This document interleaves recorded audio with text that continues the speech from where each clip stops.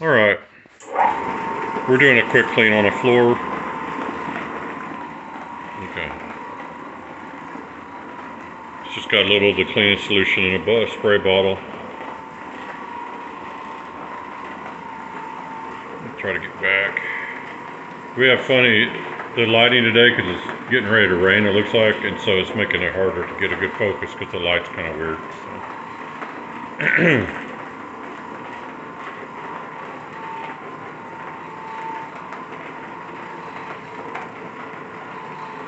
I'll put a link in the video description for the machine, the Oreck rubber that we're using. And also, we're also using an aftermarket pad driver and you get those from Thibodaux. And you text message him. He doesn't want voicemail. You have to text message him at 512-350-1129. And he sells the best pads and a pad driver for the Oreck that you can get, and that's the ones we recommend. We've been using for a long time now, and we like them. He actually sells the best pads for any machine. Yeah, they're good. That you can get no matter whose machine you use. They come in different sizes.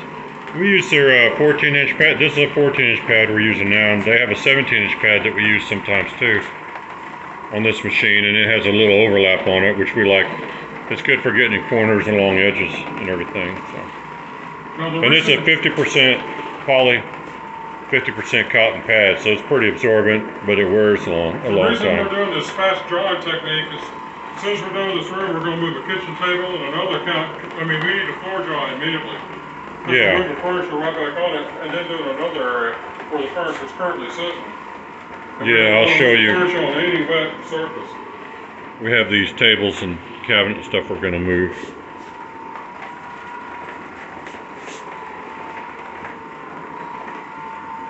This is like a Spanish tile that we're on here. It may be hard to tell looking in the camera.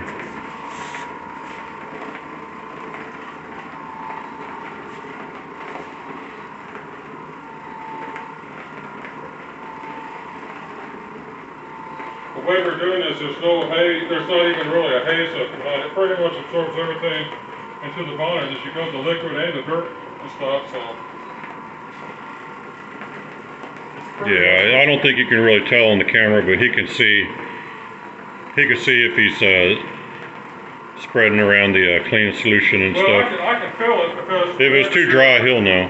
Whenever you're running the machine and the floor feels dry or wet, the bonnet runs differently. It either is drippy or it slips. Yeah. And if it's drippy, it's wet. If it slips, then you're working it, then you know you got to dry underneath. Yeah, I just can't really get it to show up on camera so you can see better what he's doing, but that's all it is. If it's a light floor, you might, but these floors are, to see all that kind of detail is pretty hard. This is an orbital machine, so it's like 1825 orbits per minute. It's 30 orbits per second. Yeah. So it's aggressive, it's scrubbing pretty good. I mean, it's a small machine, but it's very powerful because of the aggressiveness of it. And since it's orbital, it's not leaving swirl marks or anything behind. And it does a good job. You wouldn't want to try to do this with a mop and a bucket because it would take you a long time, and you just can't scrub the floor as good. Well, the person we're working for, they use a mop and a bucket, and you just can't beat the power of a machine.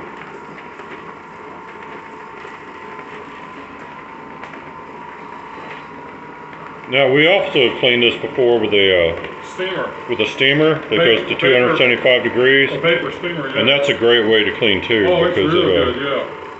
On floors like these.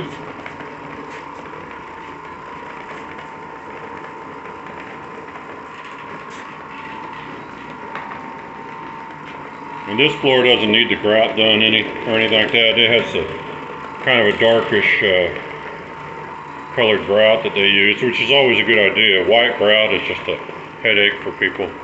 Depending on what color tiles you're putting down. You may, if you can use an off-color grout, it's a little bit easier to keep up with over time. And if you can do it, black grout is best. But you can only use that with certain tile colors.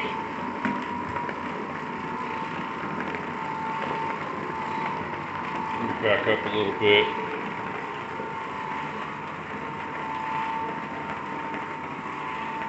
Yeah, this camera doesn't like to be too close to what you're videoing, so. No, it'll start zooming and zooming. Yeah, in and it starts adjusting the focus too much.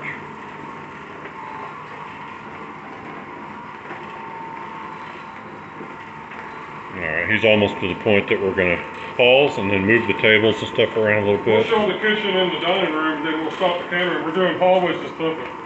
They're dark. Yeah, it's not a huge amount that we're not going to show on video, but it's just not worth video. And he can go a lot faster when I'm not, you know, when he's not having to make sure that everything looks good for the video. It's very easy to do at home. Now you want to stay tuned if you're about to turn the video off, or you won't see the bonnet. We're going to show. Yeah, he'll show you the bonnet when we get done. He'll take the bonnet and show it to you. This is a pretty well kept floor, so I don't know how much dirt's going to be on it. I'm gonna pause here There's a because chance the bonnet will be black on the bottom. we're gonna move some furniture and be right back. So stay tuned. All right, and we're back.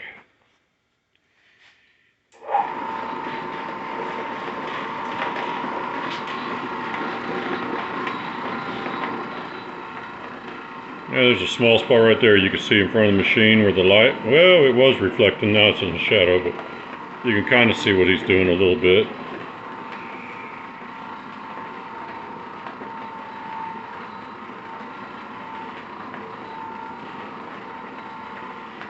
Now, if you're on a really dirty floor, of course, you could use a black stripping pad to start out with or something like that. It's still the same deal though. You don't have to go down tons and tons and tons. If this is a real dirty floor, I get the bonnet soaking wet, squeeze it out a little bit, and go over it with a real wet bonnet, and that do it real fast. But yeah. It's not dirty like that. Well, what I'm saying is... The homeowner thinks it's dirty, but it's not dirty. No, it's not dirty. It's just dirty to the homeowner. A lot of people, when they do floors, they put down a lot more liquid than they really need to. And they end up having a huge mess, and you need a big shop vac or something to suck it all up with. And you should always try to just experiment with using like a spray bottle like that, and using a smaller amount of liquid, and just choose the right pad for the floor you're doing, and see if you can get by with a low, what we call a low moisture technique, because if you can, it saves you a lot of having to clean up. Now, and it still does a good job. If this is a wax floor, when we were done, I could go ahead and after it's clean, I could spray wax the floor, spray buff it. But it's not wax, so we're not going to do nothing like that, of course. I'm not adding wax to a non-wax floor. Yeah, if you go on our channel and find the little magnifying glass things so you can search, you can look for spray buffing. On our, we showed on video. Yeah, we've showed some videos. It's been a while since we put one up, but you can see spray buffing, what we're talking about, yeah, where you only use a little. We used to spray buff years and years ago. What you do is you take a spray bottle like that and you put about half wax, half water, so it's thinner. You just spray a small area and then work the wax in and go around. That's a good way to build up the wax if it starts to get a little bit scuffed or dingy. Yeah, I'm gonna have to move around, you know. It takes out some of the.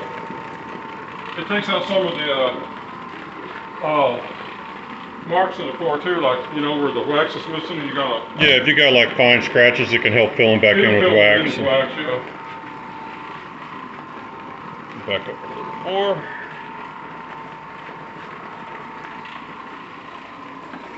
There's a little dog staring. I'm not going to say anything to him or he'll start barking. I think his little name's Barkley.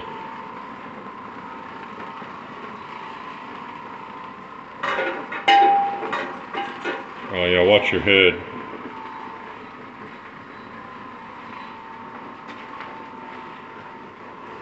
Although it'd sound pretty cool if you accidentally knocked all those pans down. Yeah. If you bumped into them and they all hit the floor, that'd be pretty neat.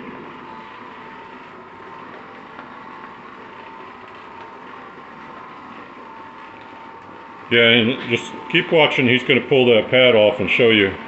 Well, yeah, go ahead, and then you can clean the rest of the floors. And we've got another pad with us if we need it. Oh, yeah, I got another pad. And those thin pads like that, you can just take them to a sink. And if they have a sprayer, perfect. And you can wash them out pretty fast because they're thin. And that's one thing we like about those things. If you needed to, you can wash those out pretty quickly and get enough dirt out that you can wring them out really good and then pick up some more dirt. The thicker bonnets are a little bit harder to clean out. You can do it, but it's a bigger mess. And, so sometimes thinner pads are better for just overall use.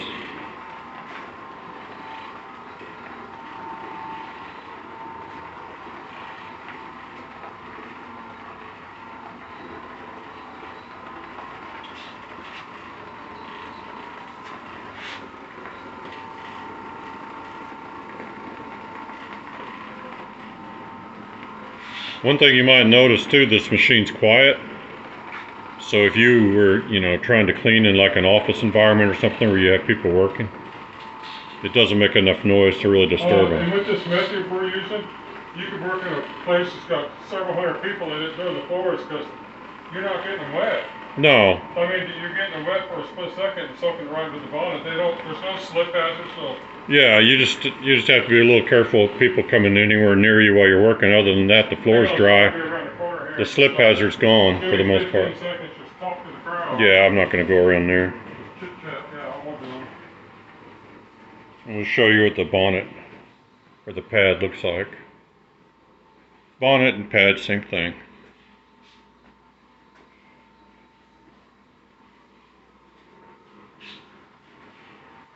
Oh, I'll show you guys just so you know. This is not a black one, but when I talk about a stripper pad, this is like a scrub pad right here, and the little center part comes out. That's just a cleaning pad. Yeah, that's for general cleaning. It's not super aggressive. Okay, I'm gonna show the pad. I'll pull it up so they can't see it until I show it to them.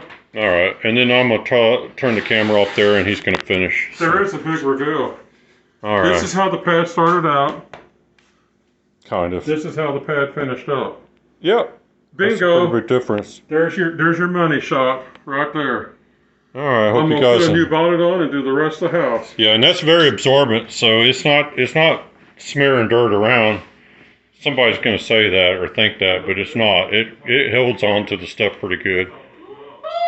All right. Hope you guys enjoyed that. Until next time, thanks for watching.